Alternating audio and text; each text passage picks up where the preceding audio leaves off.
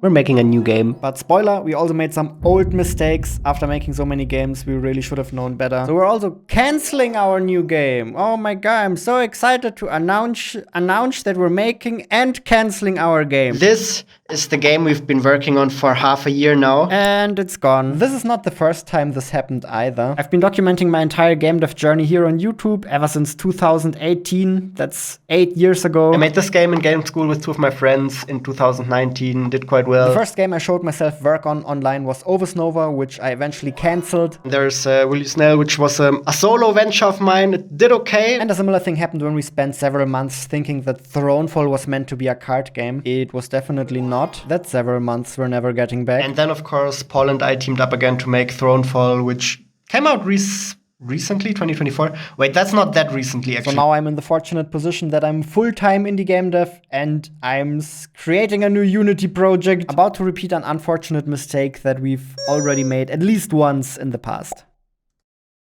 Wait, do I even remember how to make a game at this point? Also, I got some expectations. We gotta make something good.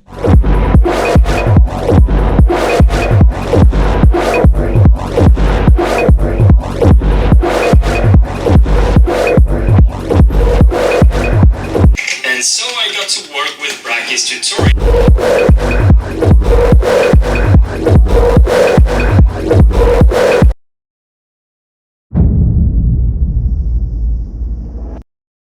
So we're making games in a team of 2 again. I'm once again teaming up with Paul. And one thing we really like doing is starting with a strong fantasy. Gladiators in an arena, battlebots. One thing that we're also doing this time, I guess to raise the stakes a bit, is we're going online multiplayer. Which is notoriously difficult, making a lot of developers shy away from it, for good reason, of course. We had some game ideas in mind, and all of them required a character controller of some sort, so I got to work on making a multiplayer character controller. The game ideas we had were very fantasy first, so as mentioned, the gladiators, or maybe some vehicular combat stuff. It wasn't really fully fleshed out yet, because for online multiplayer games you really gotta put in some upfront tech work before you can even really get to prototyping. For the online multiplayer framework we decided to go with Photon Quantum, which I'm happy to talk about in a more nerdy video another time. So while working on the movement controller, we very quickly realized that this was already quite fun by itself. Just jumping around on the little test boxes we had together, even without exploding cars racing around.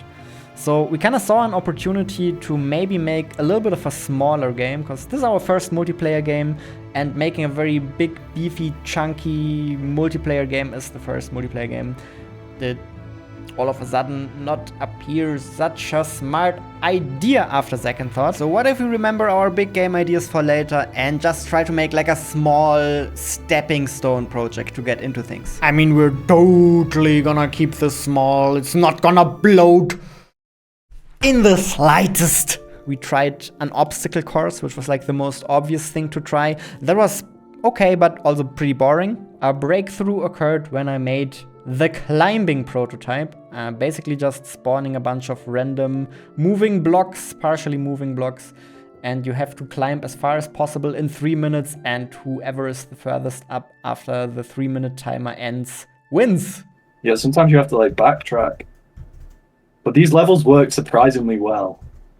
For what I'm guessing, considering they're just freaking random cubes. No, I missed my jump. I fell all the way to the bottom. I was too greedy. It was a bit stressful to play, so as an experiment we tried turning it into a co-op game with some abilities, so you could place checkpoints and platforms that your teammates could also use, and you have to run away from the constantly rising water level behind you, and you have to collaborate to not die and survive as long as possible. So very similar game loop, but it's cooperative, and there's a little more depth with all of the different abilities you have at your disposal. This was actually surprisingly fun. It felt strategic. It felt like everybody could contribute something to the team, but it also wasn't too stressful because the checkpoints meant that you could respawn anytime that you failed. As long as somebody's still in the game and can place a checkpoint for you, you can basically just keep going. So it was very relaxing. and very collaborative, tactical at the same time. I also tested a versus variant of this with a couple of friends, where basically you have 2 teams of players going up against each other. So each team's playing in co-op mode, but against the other team, trying to go higher and survive longer. This was also extremely fun, but probably not feasible for a first-time online multiplayer game project, because if you do anything competitive, it needs to be super duper cheat proof. And I was not confident in my ability to pull that off yet. Not being aware of our great mistake yet, we just kept going. Paul put some new art in the game. We tested a new forwards type of map. So in this map, you just gotta go forwards, not upwards. You have to go forwards. I added some collectibles to the game to replace the cooldown-based abilities. I didn't really like the cooldowns on the abilities because it meant that oftentimes you had to just wait around for the cooldown to wear off. That wasn't very fun. So now, in order to afford your abilities, you have to collect these collectibles, and then the resources you get from those collectibles are always shared across the team. So it doesn't matter who in your team collects the collectibles, everybody gets the same amount from it. This also means that you don't necessarily have to be a front runner. You don't have to climb at the tippy top. You can also be a little further behind and just collect stuff for your team, which was like another play style this added to the game. Another mistake that I think we made during this phase is that very often we played it with the exactly same group. It was just Paul, our community manager Sasha, and I. And the 3 of us, we had a blast playing the game in this phase. Like, we really dug it. What we didn't realize is that it was a bit more tricky for other players, because the game's not actually that intuitive. The rules need some explaining, and also the skill gap is actually a problem. If players with different skill amounts play the game, then some players can tend to feel a little useless. So there were problems that we didn't notice during that phase. Or I even kind of think we knew about those problems, but decided to strategically ignore them, we will fix it later kind of thing. But all of that is not the big glaring problem that I talked about earlier. That one will come to in a little bit. In the meantime, we just kept making the game more beautiful. Like, all of the blocks have like a rounded shader to them now, and there's like a better player character. There are different characters that all have different sets of abilities. We made a bunch of new block types, like brittle blocks, bouncy blocks, lava blocks. Did a bunch of level generator work, like the level generator spitting out some really interesting stuff now. Obviously, there has to be a grappling hook, mother freaking custom leaderboard that allows multiple players per entry. So there's like a 3-player leaderboard, a 2-player leaderboard, and so on. Not to speak of our level select, which renders preview images for every level that you play. Levels are organized into cups, and cups can either be eternal or seasonal, allowing us to do stuff like seasonal events and so on. We were kind of even thinking this could become the co-op version of Trackmania. So you're using your collaborative effort as a team to race to the top as quickly as possible using your shared abilities. So we switched to a time-based high score table and made it so that collectibles also reduce your time. So that made for some pretty interesting pathfinding. Paul was also busy on the art side of things. He built this massive arena for the entire games to take place and to hopefully enhance the fantasy a little bit. Fantasy.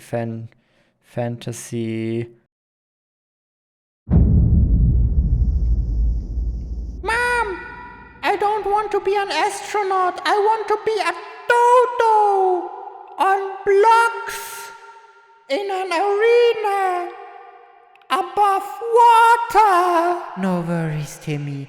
I got just the game for you.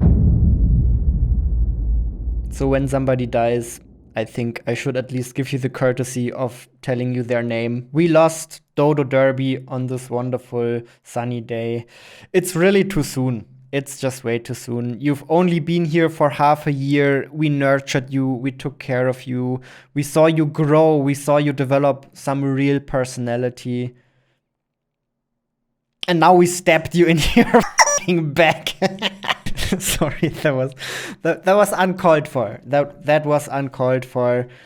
Dodo Derby. I'm starting to wonder if maybe the most difficult thing about making games, or any creative discipline, is just simply sticking to your own advice. One thing we really like doing is starting with a strong fantasy. It's so hard to do. Everybody has pretty good advice on how to make good stuff, but sticking to your own advice once you're in the weeds It's surprisingly difficult. When Paul and I made our last big indie game, Thronefall, we spent way too much time prototyping random game ideas that weren't backed by a proper fantasy. That was our biggest learning from the Thronefall prototyping phase, was to always start with a fantasy because the results you get are so much more interesting and appealing. The moment we decided we were gonna make a minimalist kingdom management game, everything started clicking into place so much better. And I think the difference is with a fantasy, you know which feeling you're chasing. You know how it's supposed to feel like. And even more so, the player also knows how it's supposed to feel like, so it's easier to market and sell later on. In Thronefall, we made another fantasy-related mistake, namely that we decided to make it a deck-building card game. Would you like to be the ruler of an epic kingdom? Well, here you go, buddy. If you have a cool fantasy and you know how it's supposed to feel like, but you're not delivering on that, then that is also a problem. My game Oversnova from 8 years ago, I had to cancel for a very similar reason. It was also fantasy related. There was no fantasy, you were just like an alien gobbledygook. It's a little bit of a hard sell to say, would you like to be an alien gobbledygook? I have the game for you! And then on top of that, the same as with Dodo Derby, the rules were too confusing. Confusing rules plus bad or non-existent fantasy is a bad combination. So we knew all of that. And yet we decided to make a game about dodos on blocks, on flying blocks. The story we were telling ourselves was that for the first time in Grizzly Games history, we were making a gameplay first game. Like, the gameplay is so solid, it's gonna carry this game.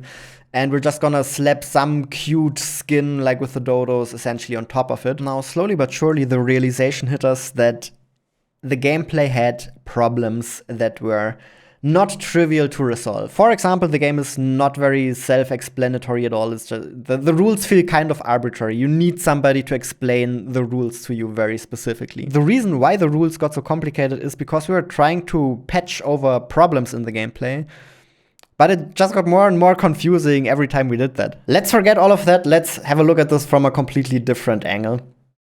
When we started making this game, I thought this is gonna be so chill. Like, we're in such a good spot at the moment. We don't have any financial pressure. We can take as much time as we want. We don't even need this game to succeed at all. Like, we are fine. So in theory, this should have been the most chill development process ever. And it has been quite chill. But now I think what Paul and I are all of a sudden realizing is there's a lot of pressure. There is, like, our own expectations for what we can do, they're up there. We don't want to make some mediocre game. Like, Dodo Derby would have been fine. It would have been some cool mediocre game. It probably would have done okay. We're not content with that. Not every game we make needs to be a viral super hit. You know, you win some, you lose some. But we want to know during development, we want to feel like that there's a chance. There's a small glimmer of hope that the game's gonna do really, really well. That glimmer of hope, it just wasn't there anymore. Long story short, we scrapped everything. We went back to the drawing board, determined to just pick a great fantasy and to build a great game around that fantasy, following our own freaking advice. If I don't want to get yelled at in the comments, then I have to say, this is not the only way to make successful indie games. There are a lot of different approaches. You can also make very gameplay-oriented games and have them be very successful. This is just what works for us.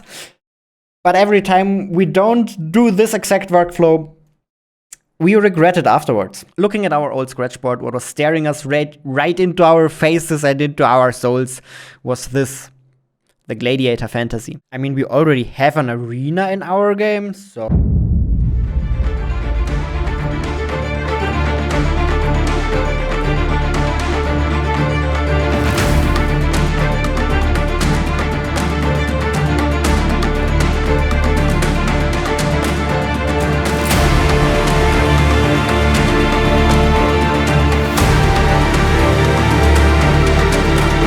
The Thronefall flashbacks are definitely real, because once again we got a bunch of beans fighting against each other. That's not necessarily a bad thing, it just means we got a bunch of experience with this kind of crap already. So this, by the way, is a very quick prototype. This took like 1 or 2 days to make with the systems we already had.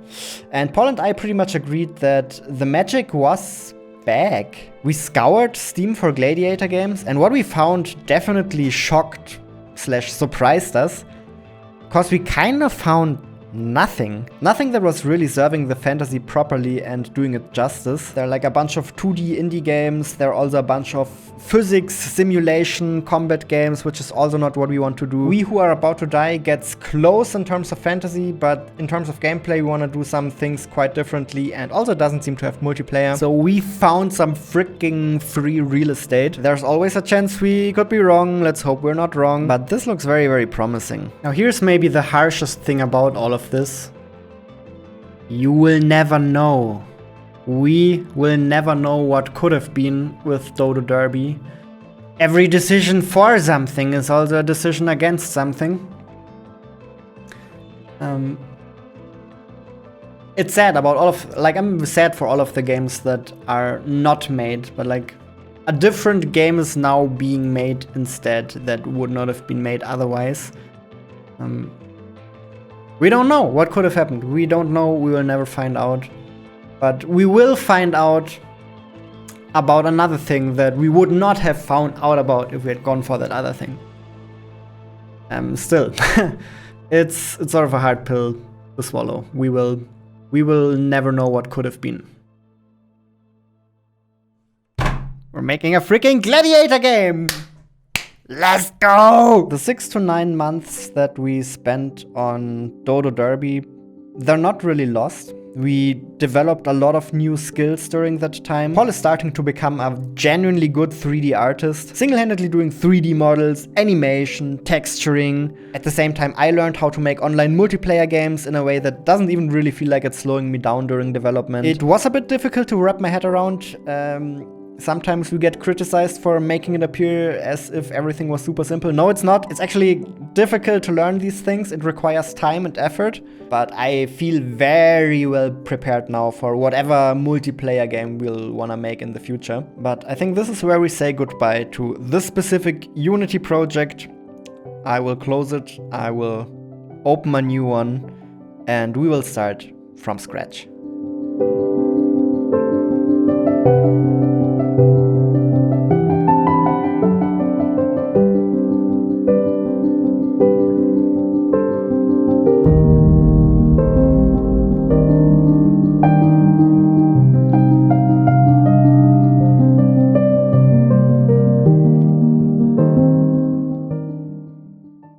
We're making a new game.